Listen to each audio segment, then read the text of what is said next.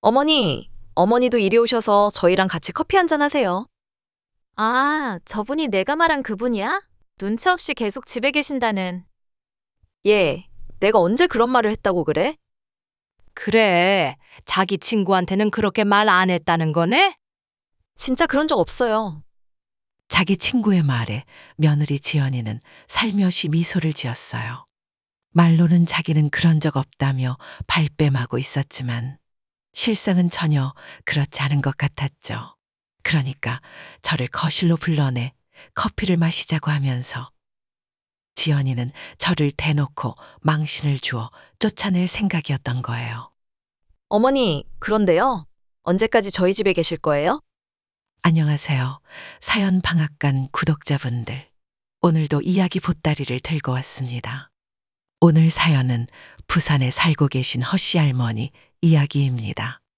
시청하시면서 느끼신 점이나 허씨 할머니를 위해 해주실 말씀 있으면 무엇이든 댓글로 남겨주시길 바랍니다. 그럼 바로 사연 시작하겠습니다. 저는 한평생 음식 일을 해왔어요.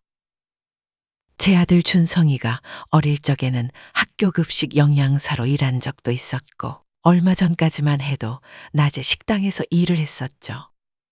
지금은 어엿한 사업가가 된 저희 아들 준이에게는 항상 미안한 마음이 있어요.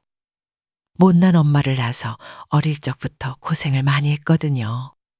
준성이 아빠는 준성이가 태어난 지 얼마 되지 않아 바람이 나 떠나버렸고, 혼자 남은 저는 몸을 풀 시간도 없이 바로 일을 시작했죠. 친정엄마가 준성이를 봐주기는 했지만 그러면서도 저는 항상 미안했어요.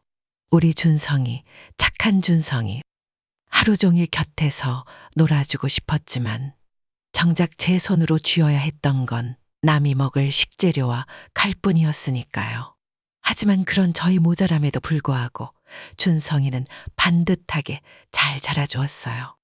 무엇보다 깜짝 놀란 건 준성이의 빠른 눈치와 명석한 두뇌였습니다. 저를 닮지 않아 천만다행이라는 생각을 얼마나 했는지 몰라요. 저는 조금 아둔하다고 할 정도로 인내심이 좋은 대신 눈치가 없는 편이거든요. 그리고 걱정도 사서 하는 경우가 많고요.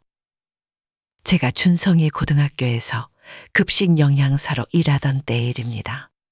당시 사정상 준성이의 학교에서 일하고 있었는데 혹여나 준성이가 저를 부끄러워할까 싶어 제가 먼저 모른 척 거리를 두었었죠. 하지만 그러다 일이 터지고 말았어요. 준성이 친구 중 하나가 저를 알아본 거예요. 거기까지는 괜찮을 줄 알았는데 그날 준성이네 담임이 저를 부르더라고요.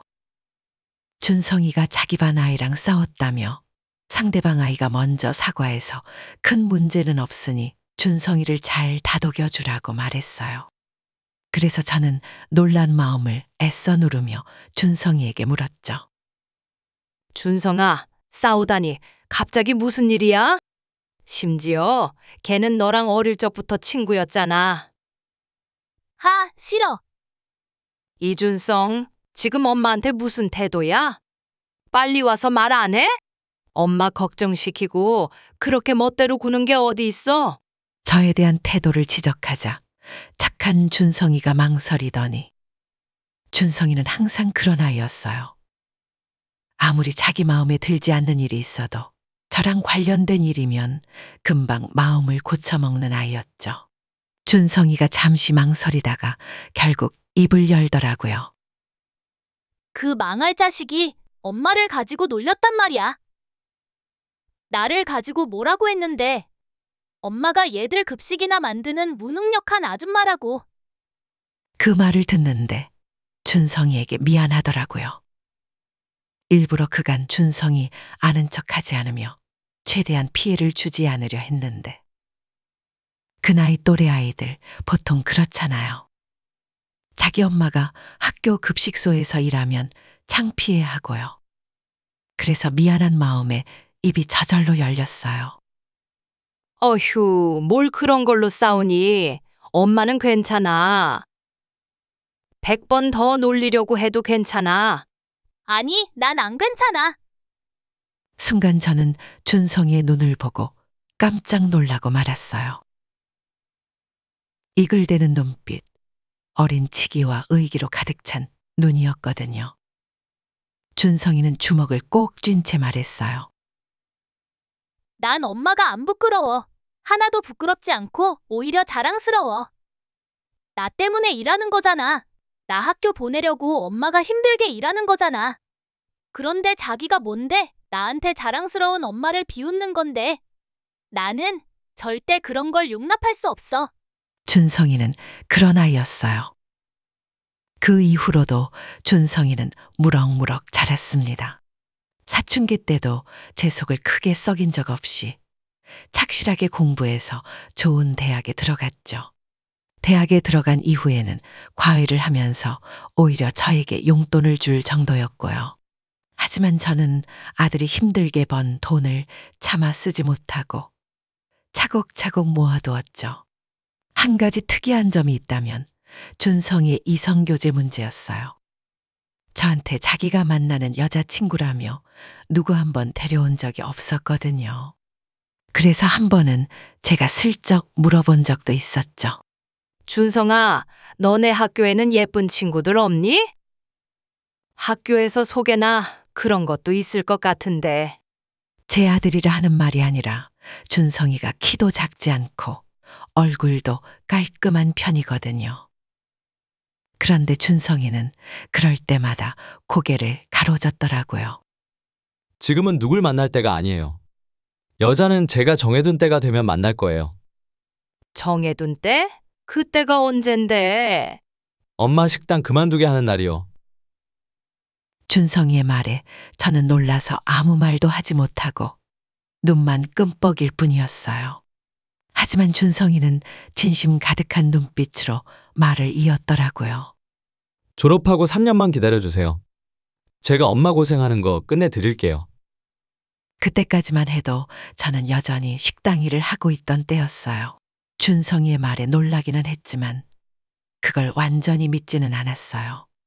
세상살이가 그렇게 호기로운 마음만으로 되는 게 아니잖아요. 우리 나이쯤 되면 그에 대한 깨달음이 더욱 절실히 와닿게 되고요. 그래서 준성이가 그저 기특할 뿐 대단한 기대는 없었어요. 하지만 우리 아들 준성이는 그런 저의 예상을 뛰어넘는 아이더라고요. 정말 딱 2년 하고도 절반이 지난 다음 준성이가 자기 사업을 일으켰고요. 성공이라 하긴 이르지만 녀석은 저에게 약속했던 것처럼 제가 식당 일을 그만두게 할 정도는 되었죠. 아직도 기억나요. 제가 일을 그만두던 날, 준성이가 제 손을 꼭 붙잡고 울던 날이요.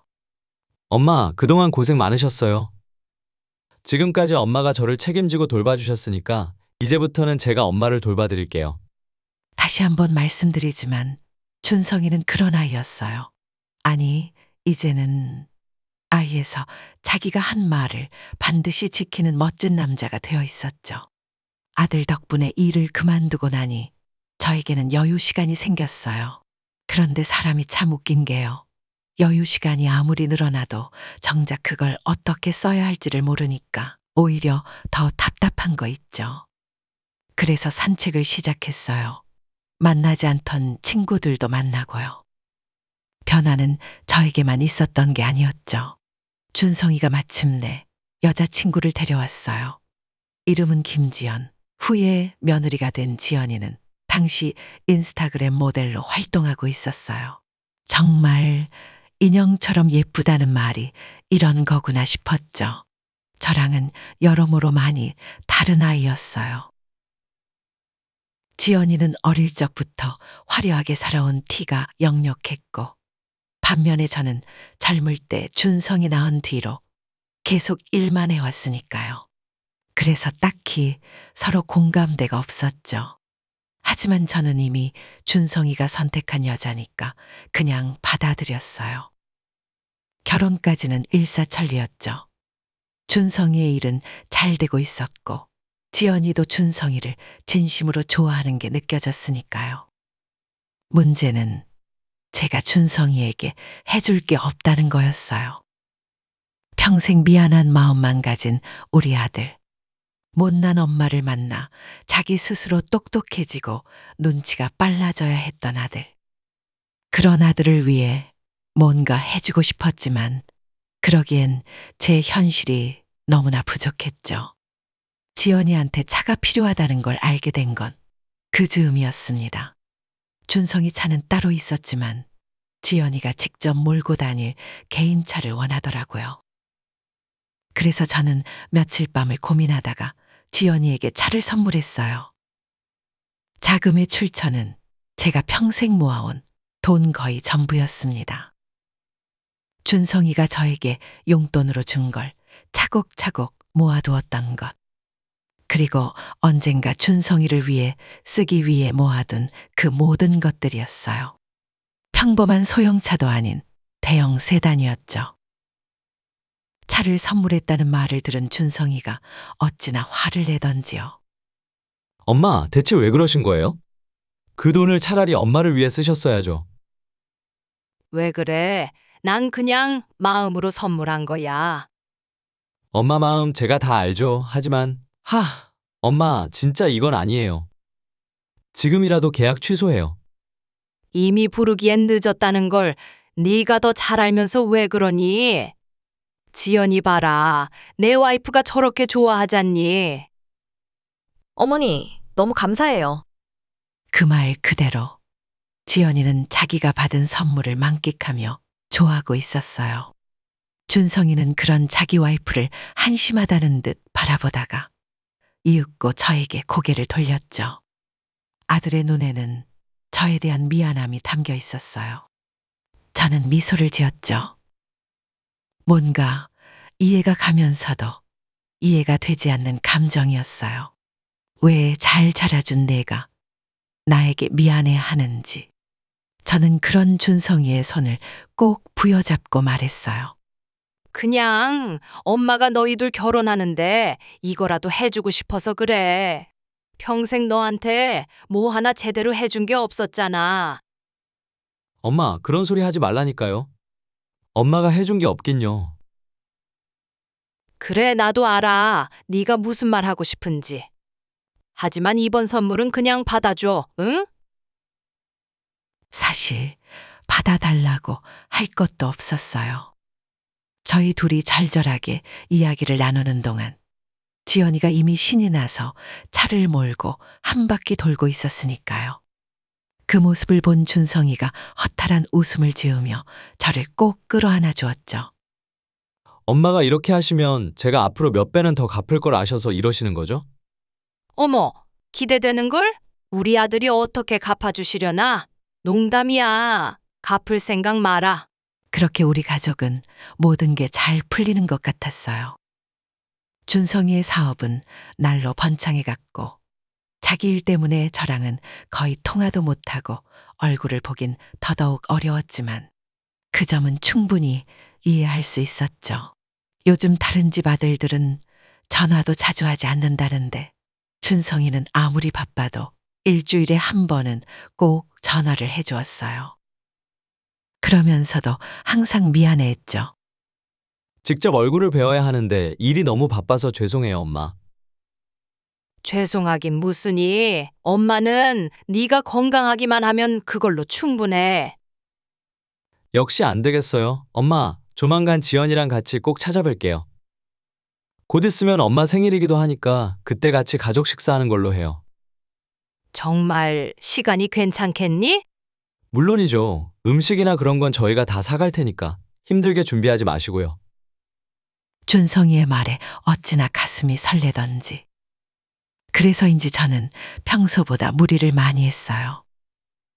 아침 일찍부터 일어나 아들 내외와 함께 먹을 음식을 준비했죠. 아들이 하지 말라고는 했지만 어떻게 그러냐고요. 그런데 마음이 너무 들떠 있었던 걸까요? 실수가 있었어요. 그때가 뉴스에서 1년 중 제일 더운 여름이라고 했던 날이었는데 돈을 아끼겠다고 에어컨을 켜지 않은 게 실수였던 것 같아요. 그렇지 않아도 더운데 더 뜨거운 불 앞에서 요리를 하다 보니 나중에는 마치 한증막 안에 있는 것처럼 머리가 후끈후끈해지더라고요. 어느덧 시간은 준성이네가 올 시간이 되어 있었고, 녀석들이 오기 전에 이렇게 땀범벅으로 있어서는 안 되겠다는 생각에 급히 욕실로 가 머리를 감았어요. 그런데 머리에 물이 닿자마자 그대로 기억이 끊겼어요. 눈을 떠보니 저는 차가운 욕실 바닥에 누워 있더라고요. 샤워기에서는 물이 계속 나와 흐르고 있었고, 몸을 움직이려 해봐도 꿈쩍도 하지 않았죠. 이게 어떻게 된 일인가 싶어 눈을 꿈뻑이고 있는데 머리에서 뜨끈한 기운이 느껴졌어요. 나중에 한 거지만 제가 머리를 감다가 그대로 기절해서 욕실 바닥에 머리를 심하게 부딪혔더라고요. 그 충격 때문에 출혈까지 있었고요. 상황이 거기까지 몰리니 머릿속이 더 이상 생각을 정리할 수도 없었죠. 그저 머릿속에 드는 생각이라고는 준성이가 곧 올 텐데 녀석이 이 모습을 보면 또 걱정할 텐데. 그걸 마지막으로 다시 눈을 감고 기절했던 것 같아요. 다시 눈을 떴을 때는 병원 침대였습니다. 눈물 자국이 선명한 얼굴로 깨어난 저에게 준성이가 말하더라고요. 정말 엄마 돌아가시는 줄 알고 얼마나 놀랐는지 아세요? 집에 불은 켜져 있는데 엄마가 전화도 안 받으시니까 119를 불러 문을 따고 들어갔어요. 하마터면 정말 큰일 날 뻔했는데 가족 모임 덕분에 화를 멸한 거였죠. 의사는 병원에 계속 입원할 정도는 아니라며 통원 치료를 권했고, 준성이는 바로 승낙하며 자기 집에 머물면서 병원을 오가자고 했어요.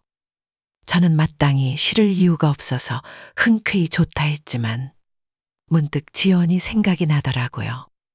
곁에 있던 지연이를 보니 아니나 다를까 표정이 순간 살짝 굳더니 잠시 후 고개를 끄덕이며 미소를 지었어요. 물론이죠, 어머니. 당연히 저희 집에 머무르셔야죠. 그때 지연이의 그 표정. 어쩌면 저는 그걸 조금 더 예리하게 읽어야 했던 것 같아요. 준성이네 집에서 통원 치료를 받기로 하게 되면서 제 삶에는 몇 가지 변화가 생겼어요. 우선 가장 먼저 생긴 변화는 바로 제 휴대폰에 깔린 프로그램이었죠. 어린아이들 미아 방지용 안심위치 추적 프로그램. 그걸 깔아주며 준성이가 멋쩍게 말하더라고요. 이래야 제가 안심이 될 것 같아서요. 뭐, 그 정도야 그냥 그러려니 싶었어요. 제가 어디 바람난 마누라도 아니고, 이제 늙어서 딱히 갈 곳도 없었으니까요. 그리고 또 다른 변화는 바로 지연이와의 관계였습니다. 앞서 말씀드린 것처럼 저랑 지연이는 성향 자체가 많이 달랐어요. 지연이가 예쁜 외모 덕에 어릴 적부터 화려한 삶을 살아왔다면 저는 다소 답답한 구석이 있는 전형적인 한국 엄마상이었죠. 제 입으로 이런 말하니 좀 웃기긴 하지만 주변에서 다들 그렇게 말하더라고요. 지연이는 신세대 치고는 저에게 잘 대해주는 편이었어요. 애초에 어쩌다 한 번 만나는 사이라고 생각하면 그냥 눈 딱 감고 버티자는 생각으로 저를 대했던 것 같아요. 하지만 막상 같이 살게 되면서 제가 본 지연이는 무척 달랐거든요. 어머니, 지금 집 청소하고 계신 거예요? 응, 그냥 집에만 가만히 있으려니까 온몸이 쑤셔서. 왜 그러니? 내가 청소하면 혹시 불편해서 그래? 아, 그게 아니라. 지연이가 제가 청소하는 걸 꺼려하는 이유는 점심때쯤 알게 되었어요. 친구들과 밥을 먹으러 나가겠다고 지연이가 집을 떠난 뒤였죠. 갑자기 누군가 집에 찾아왔길래 누군가 해서 문을 열어보니 집 청소해주는 업체 사람이더라고요. 출장 청소부라고 해야 할까요? 무튼 정기적으로 이 집을 방문해 관리하는 모양이었어요. 들어오자마자 묵묵히 청소하는 걸 보니 하루 이틀 온 기색도 아니었죠. 제가 옆에서 어정쩡하게 서 있으니까 청소하던 여자가 저에게 말하더라고요. 그쪽은 새로운 반찬이에요? 아니면 세탁? 반찬이랑 세탁이라니? 제가 무슨 말인지 몰라 어정쩡하게 있으니까. 청소하던 여자가 혼자서 계속 말을 이어가더라고요. 여하간 이 집 사모님이 대단하긴 해요. 간단한 청소부터 빨래 하다 못해. 저번에 보니까 무슨 공기질을 점검하겠다고 어떤 남자도 와 있던데요. 돈이 아주 썩어나는가 봐요. 저는 조용히 그 말을 듣다가 입을 열었어요. 저희 며느리 지연이가 그렇다고요? 네? 그쪽 며느리가 지연이라고요? 네? 일하러 오신 분이 아니라 이 집 사모님의 시어머니, 그러니까 제가 그 자리에 있다는 걸 알게 된 순간 청소 여자는 화들짝 놀라더니 아무 말도 못하고 청소하러 다른 방으로 떠나버리더군요. 나중에 집을 나설 땐 자기가 헛소리를 한 거라느니, 다른 집이랑 헷갈렸다느니 어떻게든 수습해보려 했지만 이미 너무 늦어 있었죠. 그도 그럴 게 그 이후로 지연이의 집에는 연달아 다양한 서비스들이 방문했어요. 반찬들이 플라스틱 용기에 담겨 도착하고, 점심때면 제가 처음 만난 그 입 가벼운 청소 여자가 일주일에 2번씩 왔고요. 그러니까 지연이는 집안일 거의 전부를 돈 주고 맡기고 있었던 거예요. 아이러니한 사실은 준성이는 이 모든 걸 모르고 있다는 거였죠. 엄마, 지연이 반찬만 나쁘지 않죠? 어느 날 어쩌다 가족 식사를 하던 자리에서 준성이가 한 말이었습니다. 제가 집에만 있으니 이미 반찬 배달을 다 알고 있다는 걸 눈치챈 지연이는 뜨끔한 얼굴로 제 눈치를 보더라고요. 저는 입을 꾹 다물었어요. 자기 남편을 속이고 있는 지연이가 참으로 괘씸했습니다. 당장 입을 열어 준성에게 진실을 말하고 싶었죠. 왜냐면 지연이가 집안일을 한다는 걸 무기로 준성에게 자기가 원하는 물건이나 돈을 이것저것 뜯어내고 있다는 걸 저는 이미 알고 있었거든요. 하지만 그만큼 또 마음이 쓰였던 건 바로 준성이가 받을 스트레스였어요. 그렇잖아도 일 때문에 정신없는 아들에게 이런 불필요한 걱정까지 안겨주고 싶지 않았거든요. 원래 눈치 빠른 준성이니까 사실 이런 것들도 진작에 알아차렸을 수도 있었겠죠. 하지만 준성이는 말 그대로 자정이 지나서야 집에 들어올 정도로 일에만 몰두하고 있었기에 지연이의 기만적인 행위들을 알 수가 없는 상황이었어요. 그래서 저는 그냥 고개를 선선히 끄덕였어요. 그래, 내 와이프 음식 맛이 나쁘지가 않구나. 마치 남한테 배달이라도 시킨 것처럼 말이야. 제 말을 들은 지연이는 클럭목이 잠기는 듯한 소리를 내며 말을 잇지 못했고, 저는 그 순간에도 비밀을 지켰답니다. 지연이를 통해 저는 깨달은 게 있어요. 지금껏 저는 사람은 누군가에게 치부를 들키면 그 사람의 눈치를 보게 된다고 믿었어요. 그런데 지연이를 통해 꼭 다 그런 것만은 아니라는 걸 알게 됐죠. 일부 사람들은, 그러니까 지연이 같은 일부 이상한 인간들은 오히려 자기 비밀을 알고 있는 저를 더 적대시하더라고요. 가족 식사 바로 다음 날이었어요. 외출 준비를 하던 지연이가 저를 따로 부르더니 말하더라고요.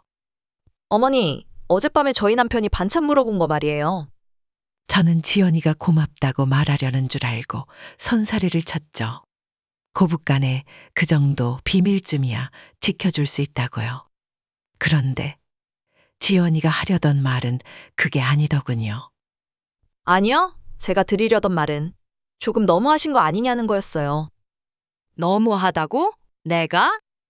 요즘 집 청소, 음식, 빨래 같은 거 대행업체 안 쓰는 집이 없거든요. 오히려 저는 덜 쓰는 편이기도 하고요. 그런데 저한테 은근히 면박을 주시니까 솔직히 조금 서운하더라고요.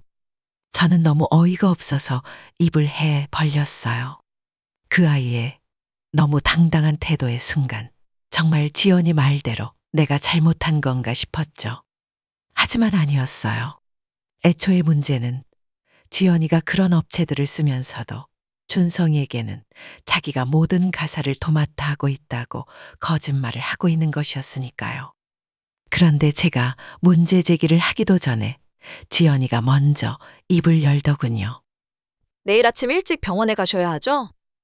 길이 멀어서 제가 직접 데려다 드려야 하고요.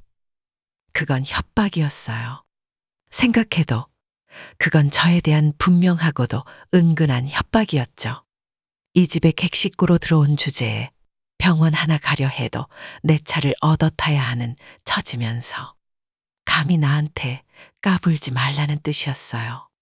저도 사람이니 당연히 분한 마음이 꿈틀댔지만 이내 입을 꾹 다물었어요. 지연이처럼 기싸움을 걸어오는 여자들은 이미 식당 일을 하며 수없이 봐왔거든요. 이런 유의 인간들은 맞서 싸워봤자 결국 서로 파국으로 치닫는다는 걸 저는 너무 잘 알고 있었죠. 그럴 때마다 제 해결 방법은 그냥 피하는 거였어요. 문제는 이번 상대인 지연이가 제 며느리라는 점. 그러니 영원히 피할 수는 없는 상대였지만 일단 지금 당장은 몸이 아픈 지금만큼은 피하고 싶었어요. 그래서 그냥 고개를 조용히 주워거렸죠. 제 말에 지연이는 입꼬리를 초승달처럼 그리며 웃더라고요. 감사해요, 어머니. 하지만 지연이의 만행은 거기서 끝이 아니었어요. 지연이의 하루 일과는 보통 아침 끝자락에 일어나 커피를 마시고 그 후엔 친구들을 만나러 나가는 거였어요. 어쩌다 친구들이 집으로 오는 경우도 있었던 것 같지만 제가 그 집에 있은 후로는 그런 일이 잘 없었죠. 그런데 그 어쩌다가 하필이면 그날 일어났답니다. 제가 아침 산책을 마치고 집에 돌아오는 길이었어요. 집에 들어서니 처음 보는 여자 신발들이 현관에 잔뜩 놓여 있는 거예요. 그래서 의아한 마음에 거실로 가보니 한 무리의 지연이 친구들이 테이블에 앉아 커피를 마시고 있지. 뭐예요? 저를 발견한 지연이가 화사하게 웃으며 말하더군요. 어머니, 이쪽으로 오셔서 차 한잔 하세요. 저는 차를 마시고 싶지 않았어요.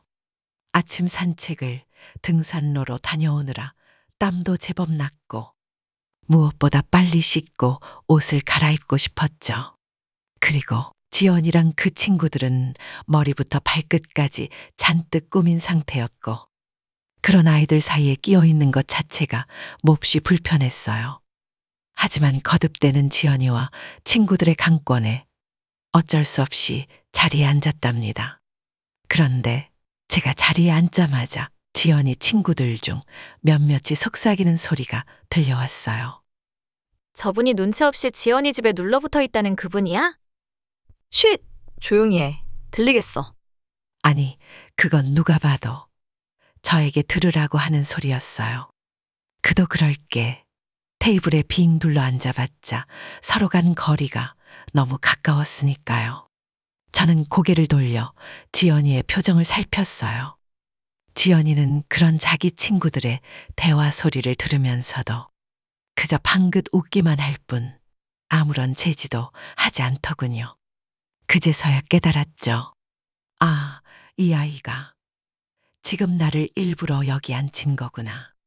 나에게 지금 모욕과 면박을 주려는 거구나. 그리고 시작되었답니다.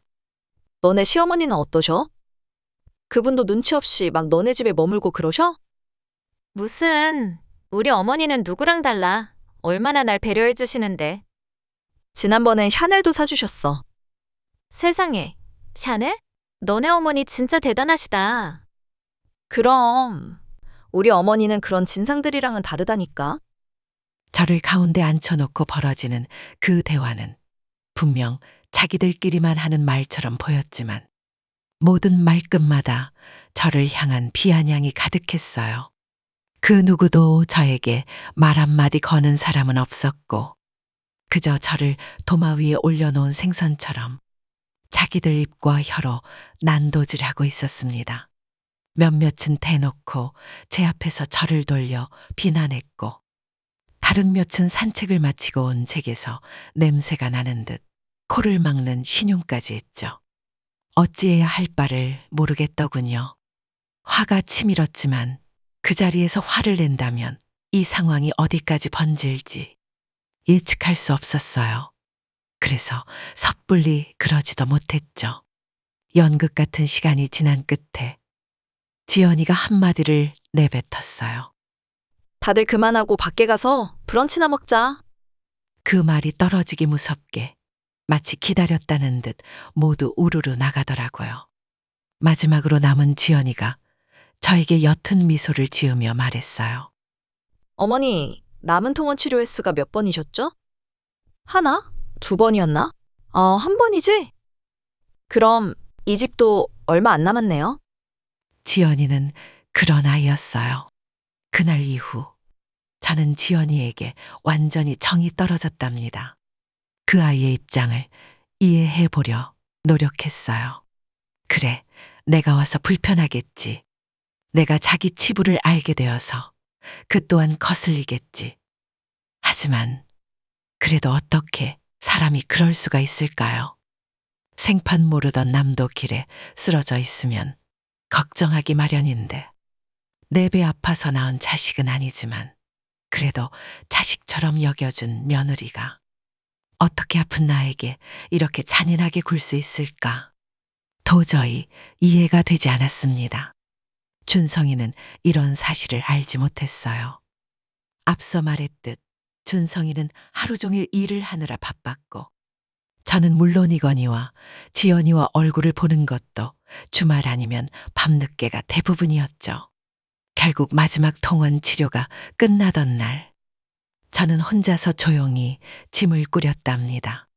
그런 제 곁에서 지연이는 마치 감옥에서 수감자라도 내보내는 것처럼 팔짱을 끼고 가만히 서 있었죠. 짐을 다 꾸리고 나자 지연이는 길고 복잡한 번호 하나를 문자로 보내왔어요. 그게 어머니가 타고 가실 기차표 티켓이에요. 자리가 없어서 막차로 된 점은 저도 죄송하게 생각해요. 그래, 고맙다. 막차 티켓을 끊었다는 지연이의 말에 저는 별다른 항의를 하지 않았어요. 아니, 사실 묻고 싶은 건 너무 많았죠. 도대체 내가 무슨 큰 잘못을 했는지, 내가 너에게 뭘 그리 잘못한 것인지, 그걸 정말 묻고 싶었죠. 살림을 하지 않고 있다는 걸 은근히 준성이 앞에서 말한 것, 그게 그렇게 큰 잘못이었던 걸까요? 그것이 아픈 사람을 이렇게까지 잔인하게 몰아붙일 일인가 싶었어요. 하지만 그 모든 말들을 뒤로하고 저는 우선 집에 가고 싶었어요. 편안한 제 집 안에서 아무 눈치도 없이 쉬고 싶었죠. 하지만 지연이 말대로 기차 시간은 막차뿐이었고, 덕분에 저는 밤늦게까지 기다려야 했답니다. 지연이는 계속 저를 하찮은 죄수 보듯 눈치를 주고 있었고, 그런 불편한 상황 속에서 저의 은근한 희망은 단 하나였어요. 준성이가 일찍 집에 들어오는 것. 만약 준성이가 일찍 들어온다면, 그래서 제가 지연이에게 쫓겨나듯 집을 떠나는 걸 알게 된다면 과연 어떤 반응을 보일까? 그게 너무 궁금했거든요. 하지만 결국 준성이는 밤늦게까지 오지 않았어요. 제가 주섬주섬 짐을 챙겨 나서자 지연이는 등 뒤에서 문을 닫으며 말하더군요. 어머니, 혼자서 택시 타고 가실 수 있으시죠? 제가 낮에 필라테스 다녀오느라 몸이 너무 피곤해서요. 저는 그렇게 혼자서 짐을 들고 택시를 타고 서울역으로 향했어요. 역으로 향하는 길에 문득 준성이에게 전화를 하고 싶어졌어요. 아니, 정확히는 지연이가 과연 제가 떠난다는 걸 준성이에게 이야기하기나 했을까? 그게 궁금했던 거죠. 그래서 휴대폰을 들어 전화를 걸었어요. 신호가 3번도 가지 않아서 준성이가 바로 전화를 받더군요. 네? 지금 가신다고요? 아니, 어머니, 저한테 말씀도 없이 이렇게 갑자기 가시는 게 어디 있어요? 그러지 마시고 제가 지금이라도 여기 갈 테니까 잠깐 얼굴이라도 뵙고 가세요. 역시나 지연이는 아무 말도 하지 않은 모양이었어요. 저는 잠시 말을 고르다가 조용히 입을 열었죠. 많이 피곤해서 그래. 얼굴이야. 나중에 보면 그만이지. 무엇보다 막차라서 이제 시간도 없고 말이야. 그 후로도 준성이는 이런저런 이야기를 하며 서운함을 내비쳤지만 저는 그런 아들을 달래며 통화를 마무리했어요. 마침내 홀로 도착한 서울역은 많이 낯설었어요. 애초에 저는 부산에서만 살던 토박이었고 낮에는 몇 번 와본 적 있었지만 밤에 서울역은 처음이었거든요.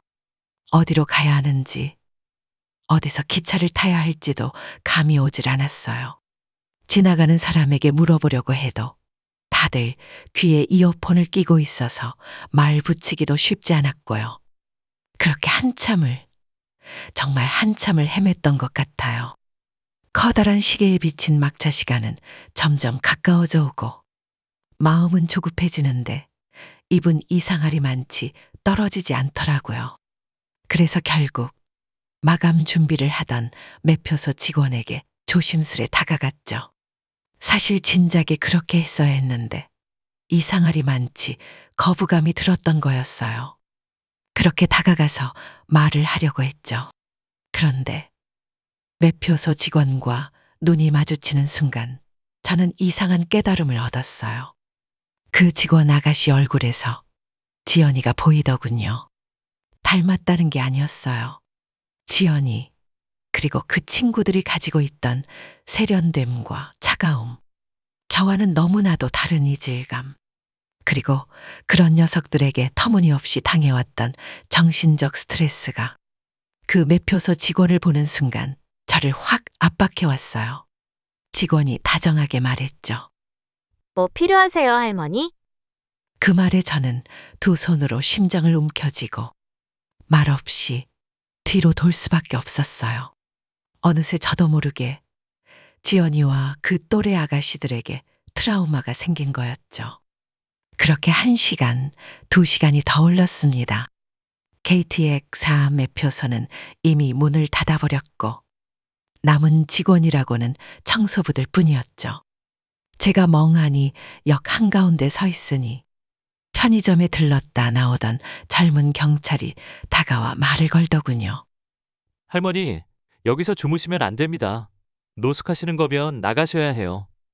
저 노숙자 아니에요. 막차 티켓을 받았는데 어디서 타야 할지를 모르겠어요. 그 말을 듣고 경찰은 미간을 찌푸리더니 조심스레 제 손에서 티켓을 받아들었어요. 그러더니 경찰이 한숨을 내쉬며 말했어요. 이미 막차 시간 지났어요. 오늘 더 이상 운행하는 기차는 없고요. 이미 알고는 있었지만 막상 제 귀로 직접 듣게 되니 정신이 멍해지더군요. 이대로는 꼼짝없이 내일 아침까지 서울역에서 밤을 보내야 할 판이었어요. 그런 저를 딱하게 여긴 건지 경찰이 조심스레 말을 이어갔죠. 할머니, 가족분들은 어디 계세요? 번호는 아세요? 아니, 번호를 모르셔도 성함만 말씀해 주시면 저희가 조회해서 전화를 하든 아니면 일단 파출소로 모시고 가든 해볼게요. 경찰의 말에 준성이가 생각났어요. 하지만 동시에 절대 파출소로 가거나 녀석에게 전화를 해서는 안 되겠다는 생각이 들었죠. 지금쯤 준성이는 제가 편안하게 집으로 가고 있는 줄 알고 있을 텐데 그런 녀석에게 이 황망한 상황을 들키고 싶지 않았어요. 괜한 걱정을 끼치고 싶지 않았어요. 그래서 저는 고개를 세차게 가로저었어요. 아니요, 괜찮아요. 연락할 자식 없어요. 저 노숙자예요. 그게 무슨 말씀이세요, 할머니? 아까는 노숙자 아니시라면서요? 옷차림도 깔끔하시고. 이 근처엔 찜질방도 없어요. 가시려면 한참 걸어야 해요. 아니에요. 말씀은 고마워요. 전 이만 가볼게요. 저는 경찰의 만류를 뿌리치고 서울역 구석을 찾아 헤맸어요. 새벽의 서울역은 노숙자들로 가득한 음침하고 우울한 장소였어요. 짐을 든 저는 제 발붙일 곳을 찾아 다녔지만 어디 하나 멀쩡한 자리를 찾을 수 없었죠. 그나마 자리가 있어도 이미 다른 노숙자들이 차지하고 누워 있었고요. 결국 어찌어찌 자리를 하나 찾아 앉았는데 정신이 멍해지더군요. 내가 왜 여기서 이러고 있는 거지? 내 신세가 어쩌다 이렇게 비참하게 변해버린 걸까? 온갖 생각들이 머릿속을 휘몰아쳤어요. 이대로 가다간 준성이가 제가 기차 안에 없는 걸 눈치챌 것만 같았어요. 그래서 전화가 끊어지기를 기다렸다가 문자를 보냈죠. 엄마는 잘 도착했으니까 걱정 마라. 피곤해서 전화는 내일 하자꾸나. 문자를 보내자 바로 또 전화가 오더라고요. 그 진동이 손을 타고 목을 지나 머리까지 울리는 것 같았어요. 마치 준성이가 저를 찾아 애타게 이름을 부르는 것만 같았죠. 눈물이 주르륵 흘렀어요. 어째서 내가 아들의 전화도 제대로 받지 못하는 신세가 된 건지 서럽고 답답했어요. 그런데 그때였어요. 술에 잔뜩 취한 노숙자 하나가 비척비척 걸어오더니 제게 말을 걸더군요. 뭐야, 처음 온 거야? 예쁜 할머니가 오셨네. 응? 거리를 두고 있는데도 코끝을 찌르는 지독한 술 냄새. 본능적으로 위협이 느껴졌어요. 오지 마세요. 하지만 이런 제 말도 아랑곳하지 않고 술에 취한 노숙자는 비실비실 웃으며 더 다가왔어요. 왜 그래? 내가 싫어서 그래. 당신 눈에는 당신이랑 나랑 다른 사람 같지? 실상은 아니야. 그냥 눈 딱 감고 나랑 연애 한번 하자. 응? 이러지 마세요. 오면 소리 지를 거예요. 소리를 지른다고? 아, 그러면 누가 도와주긴 할까? 그 순간 다시 준성이의 전화가 울렸어요. 눈앞에 있는 노숙자에 대한 공포와 준성이에 대한 그리움이 휘몰아쳤습니다. 어디선가, 정말 어디선가 준성이의 목소리가 들리는 것만 같은 환청까지 들렸어요. 엄마, 노숙자의 손이 저에게 점점 뻗어오고 있었어요. 저를 도와줄 사람은 아무도 없었죠. 절망적인 상황에 두 눈을 꼭 질끈 감았어요. 그런데 그때였어요. 우리 엄마한테서 그 더러운 손 치워. 순식간에 나타난 준성이가 노숙자를 저에게서 멀리 밀쳐냈어요. 놀란 저는 눈만 꿈뻑꿈뻑 뜬 채 그대로 굳어 있었죠. 준성아, 어떻게 네가 여기에? 준성이는 급히 뛰어나온 듯 긴 잠옷 바람으로 제 앞에 서 있었어요. 저를 잠시 바라보던 준성이가 울먹이는 얼굴로 말하더군요. 엄마야말로 여기에 왜 이러고 계신 거예요? 집에 도착하셨다면서요. 그야, 그건 네가 걱정할까 봐 막차를 놓쳤어. 그럴 줄 알았어요. 엄마 휴대폰 위치 추적해보니까 계속 서울역이라고 떠서.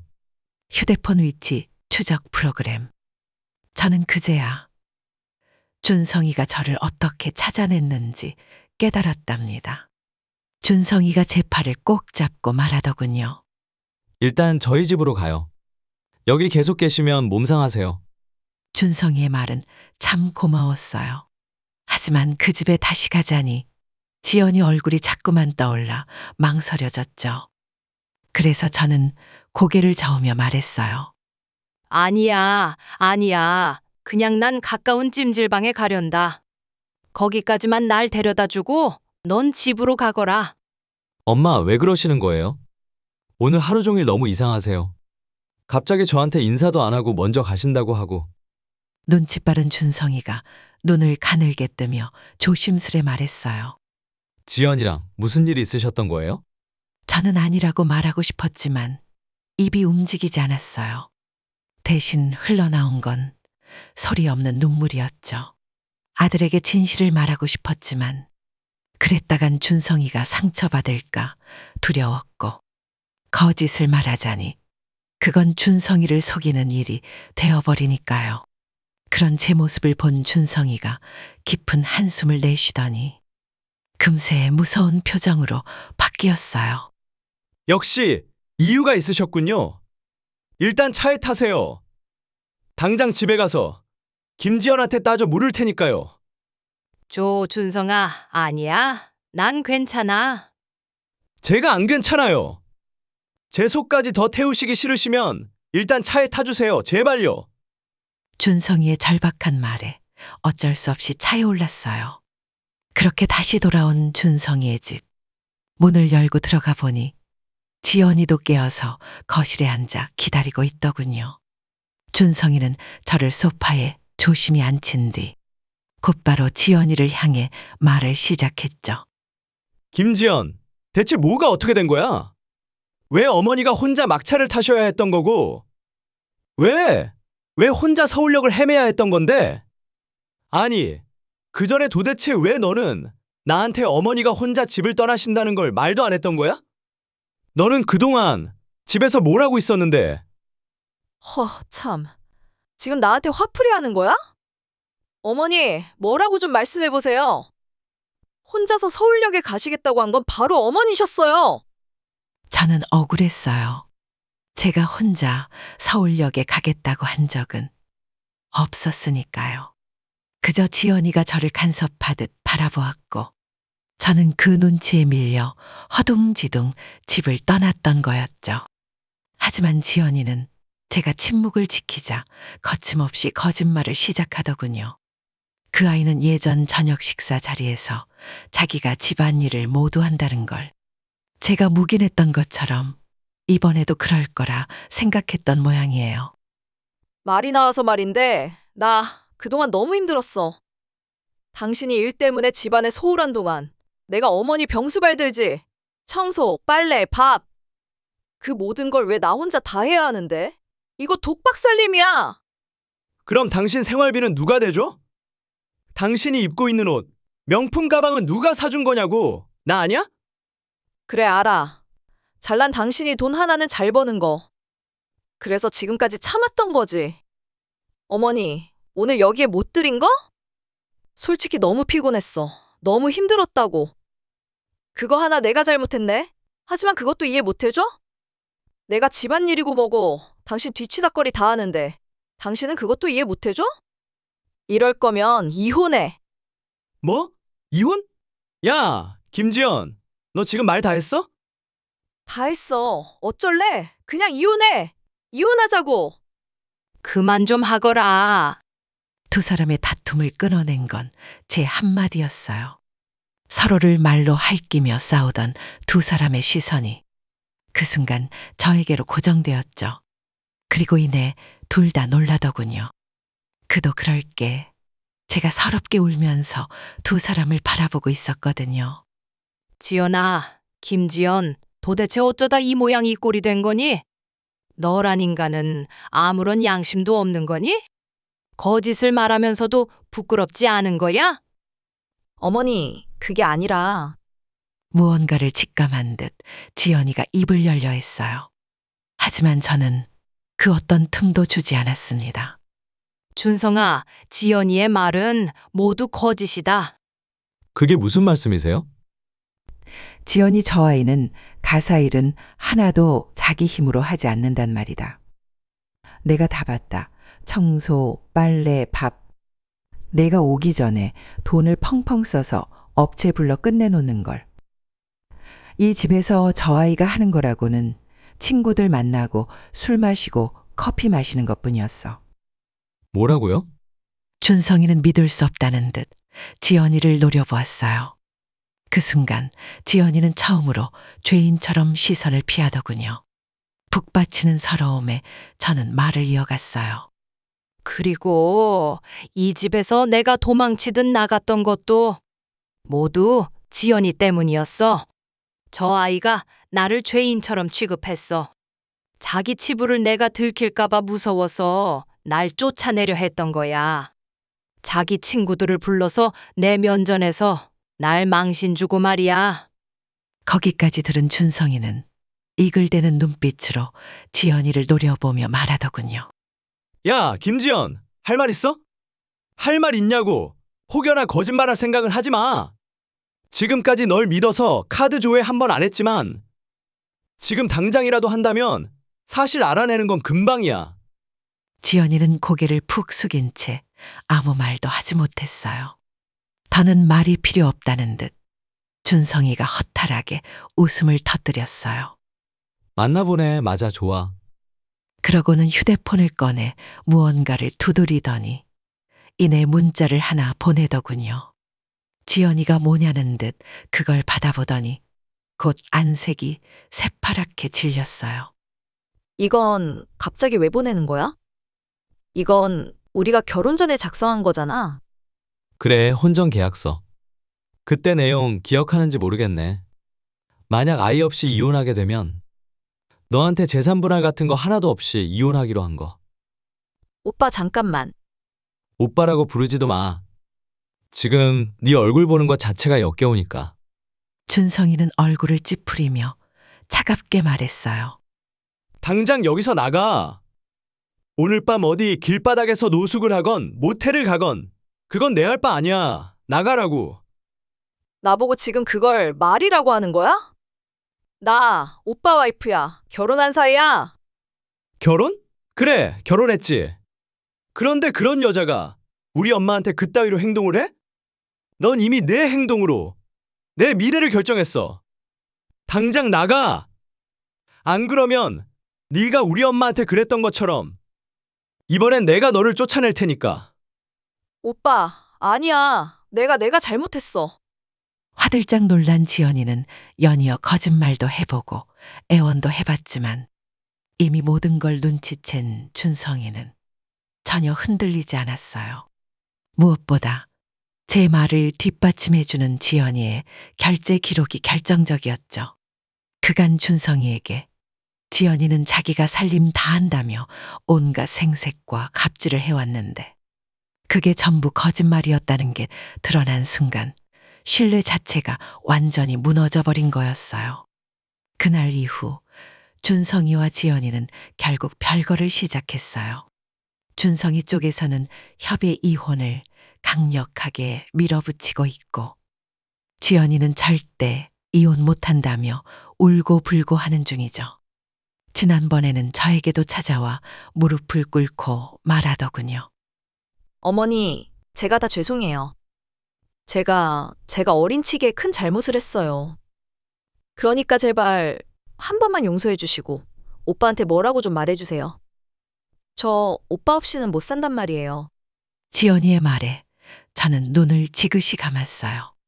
그 아이가 저에게 해왔던 짓들이 주마등처럼 스쳐 지나갔죠. 그리고 저는 차분히 입을 열었습니다. 준성이 없으면 못 산다고? 네, 맞아요, 어머니. 저 오빠 없으면 정말 못 살아요. 그럼 우리 준성이가 돈 한 푼 없는 빈털털이라는 건 알아? 정말로 사랑한다면 그 사실에도 변함이 없겠지? 제가 가장 혼란스러웠던 건 그거였어요. 지연이가 준성이를 진심으로 사랑한다면 대체 어떻게 자기 남편의 엄마인 나에게 그렇게까지 할 수 있었을까? 그리고 저는 그 질문에 대한 답을 얻었죠. 넌 준성이를 사랑한 게 아니야. 그 아이가 가진 돈을 사랑했던 거야. 당연히 지연이는 아니라고 소리를 질렀어요. 하지만 그 말에는 더 이상 아무런 설득력도 없었답니다. 지연이는 처음부터 준성이의 돈을 사랑했었던 게 분명했어요. 그랬기에 제가 무리해서 자기에게 차를 선물했을 때도 그 자체만 기뻐하며 차를 몰기 바빴고, 그랬기에 자기가 써야 할 돈과 시간을 소모시키는 저를 미워했던 거고, 그랬기에 준성이의 엄마인 저에게 그렇게 잔인하게 굴 수 있었던 거였죠. 그래서 저는 준성이를 위해 그 아이를 용서하지 않기로 했답니다. 얼마 전에는 준성이랑 함께 제주도 여행을 다녀왔어요. 식당에 가서 밥을 먹는데 준성이가 주방 쪽을 물끄러미 바라보더라고요. 제가 궁금해서 물었죠. 뭘 그리 뚫어져라 보고 있니? 주방에 예쁜 아가씨라도 있냐? 아니요, 다 엄마 또래 할머니들 뿐이에요. 살풋이 웃은 준성이는 잠시 밥을 뒤적이다가 조용히 말하더군요. 저는 밥을 먹을 때마다 엄마 생각이 나요. 밥을 먹을 때마다? 네, 그럼 아무리 못해도 하루에 3번은 엄마 생각을 하는 거네요. 제가 그렇게 말하자 준성이는 웃음을 터뜨렸어요. 엄마가 해준 밥 덕분에요. 엄마가 저를 키우려고 매일 열심히 음식을 해주시고 밥을 해주셨던 덕분에 제가 지금까지 이렇게 살아올 수 있었던 거니까요. 그래서 항상 엄마 생각이 나나 봐요.